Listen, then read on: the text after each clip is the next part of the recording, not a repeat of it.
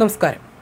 14-കാരി ആറ്റിൽ ചാടി മരിച്ച സംഭവത്തിൽ പങ്കില്ലെന്ന് കണ്ട് കസ്റ്റഡിയിലെടുത്ത യുവാവിനെ പോലീസ് വിട്ടയച്ചു.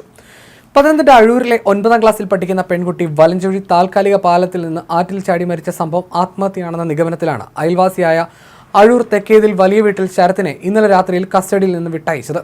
ഉത്സവം കണ്ട് മടങ്ങുന്ന വഴി പിതാവും സഹോദരങ്ങളും അയൽവാസിയായ യുവാവുമായി സംഘടനത്തിൽ ഏർപ്പെടുന്നത് കണ്ട് മനോവിഷമം കാരണം കുട്ടി പാലത്തിൽ നിന്ന് അച്ചൻകോവിലാറ്റിൽ ചാടി ജീവനൊടുക്കിയെന്നാണ് പോലീസിന്റെ എഫ്ഐആർ. പിതാവ് പ്രകാശിന്റെ മൊഴിയനുസരിച്ചെടുത്ത കേസിൽ ആരെയും പ്രതി ചേർത്തിരുന്നില്ല. 31-ന് രാത്രി 8:45-നാണ് സംഭവം.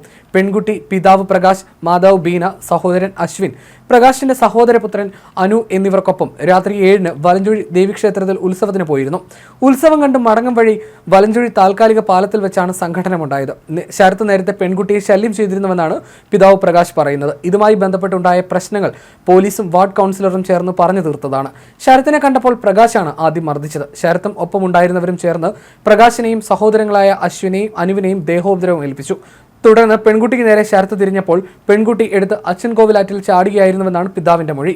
ശരത്തും കല്ലറക്കടവ് സ്വദേശിയായ പ്രവീണും പിന്നാലെ ചാടിയെങ്കിലും രക്ഷിക്കാൻ കഴിഞ്ഞില്ല.